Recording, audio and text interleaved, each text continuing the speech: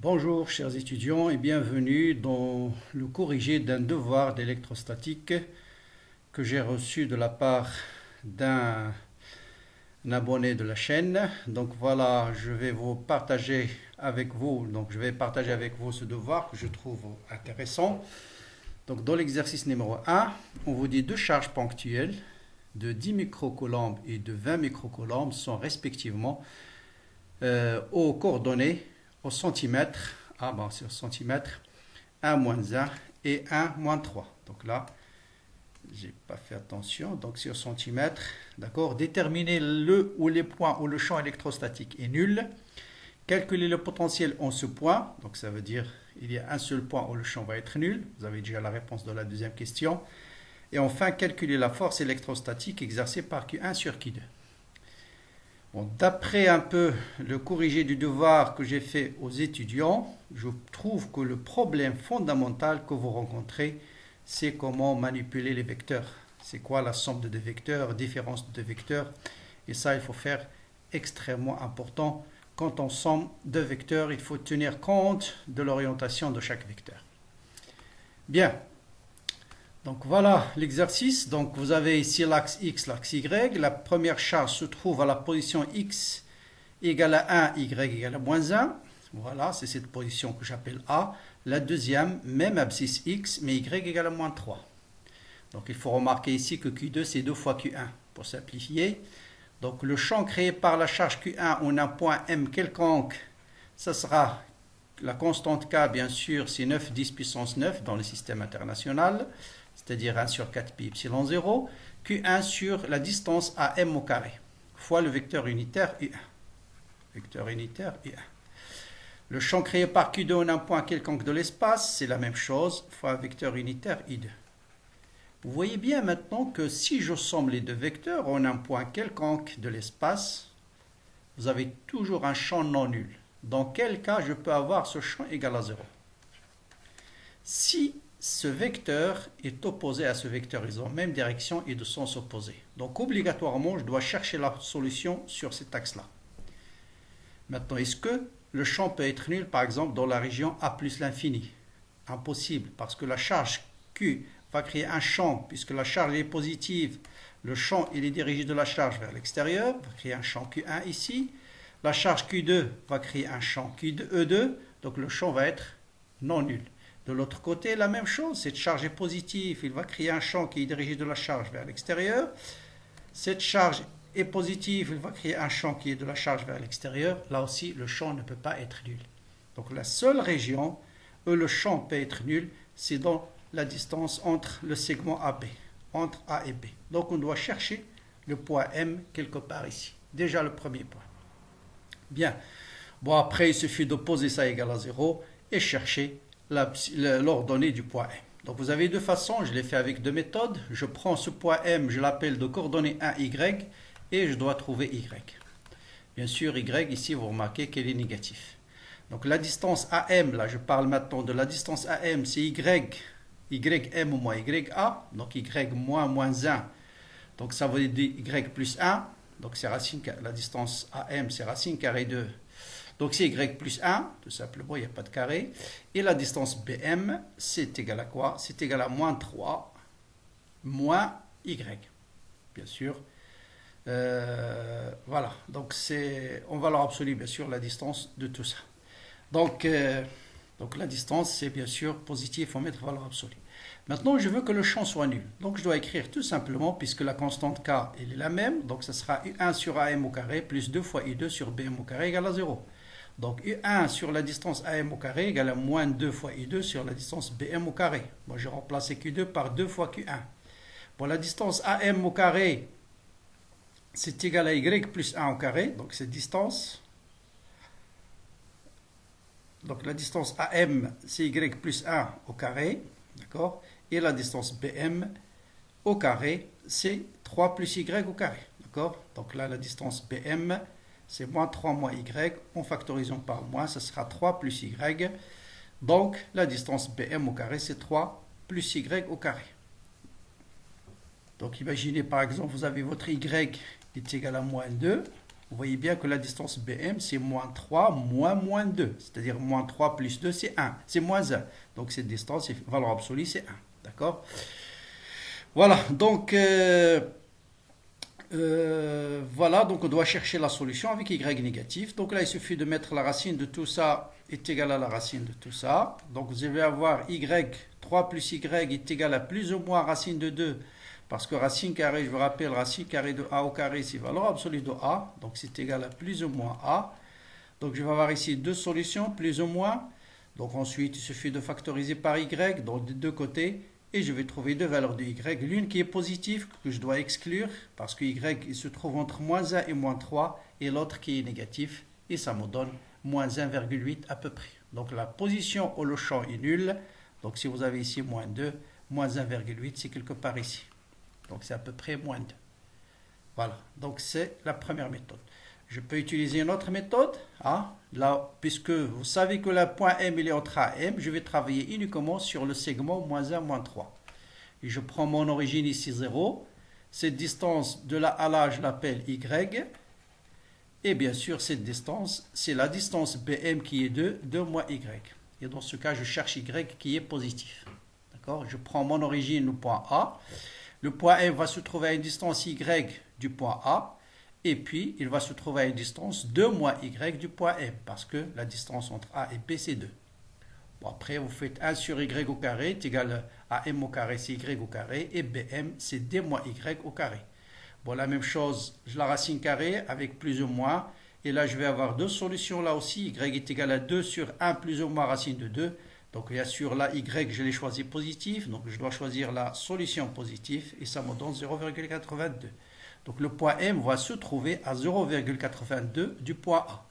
Donc, en fait, YM, ce sera combien?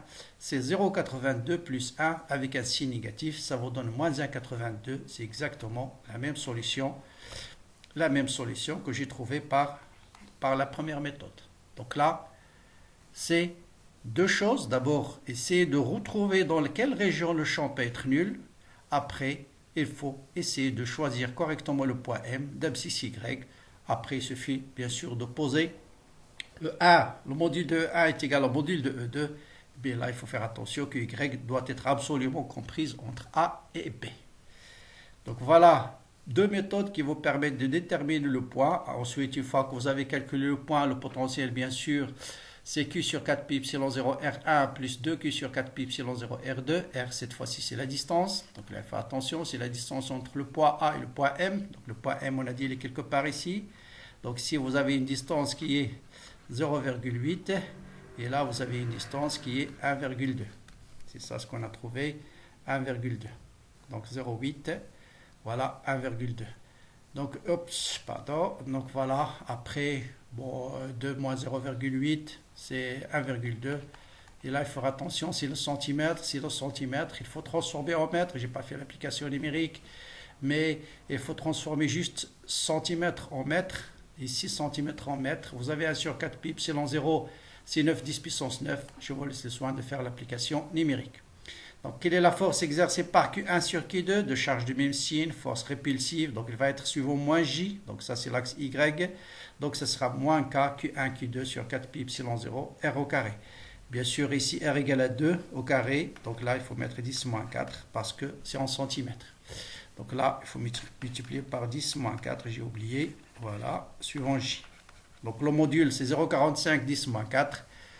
Et bien sûr, le sens, il dirige de 1 vers Q2, c'est-à-dire vers suivant moins J.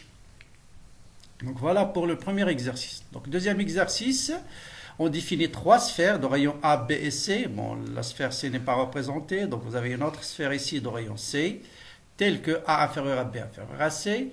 Le volume compris entre A et B est chargé avec une densité volumique ρ1. Ensuite, celui entre B et C avec une densité de charge volumique ρ2 entre A et B. Entre A et B, pardon. Donc c'est ici ρ1. Entre B et C, ρ2. Ça veut dire entre 0 et A, il n'y a rien. Donc d'après l'énoncé.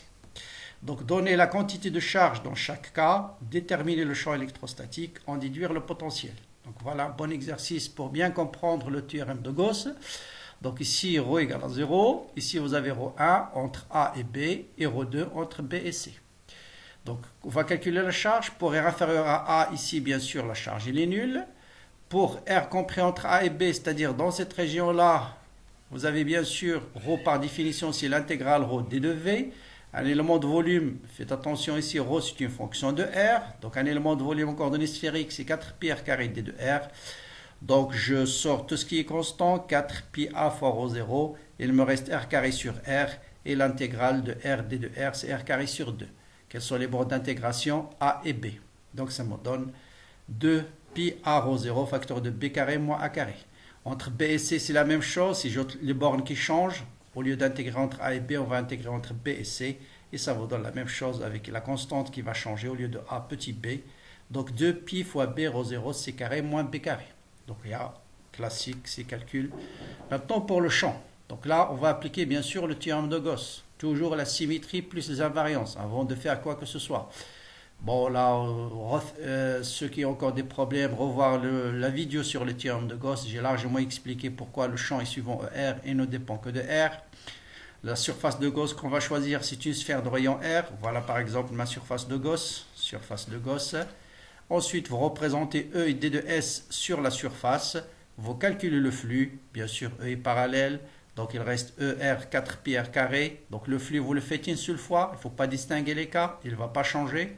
Que ce soit, vous avez pris la surface de Gauss ici, là ou là ou là, le champ ne change pas, le flux ne change pas, c'est les charges qui vont changer.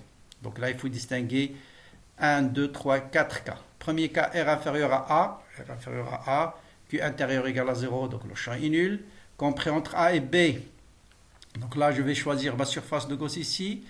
Donc, quelle est la charge intérieure? C'est, il faut intégrer entre petit a jusqu'à petit r. D'accord? Donc, c'est la charge intérieure, c'est celle qu'on a calculée ici. Ce qui va changer, c'est les bornes d'intégration. Je détermine uniquement les charges intérieures à la surface de Gauss. Bon, je prends par exemple ma surface de Gauss. Celle-là. Allez, celle-là. Voilà. Et je vais le prendre dans la région entre A et B. Voilà. Donc, quand je calcule la charge intérieure, je dois tenir compte juste des charges qui sont comprises, qui sont intérieures à la surface de Gauss. C'est des charges que j'assure ici sur le schéma. Donc, je voyais bien que le rayon varie entre A et petit r. Donc, c'est pourquoi vous avez R carré moins A carré.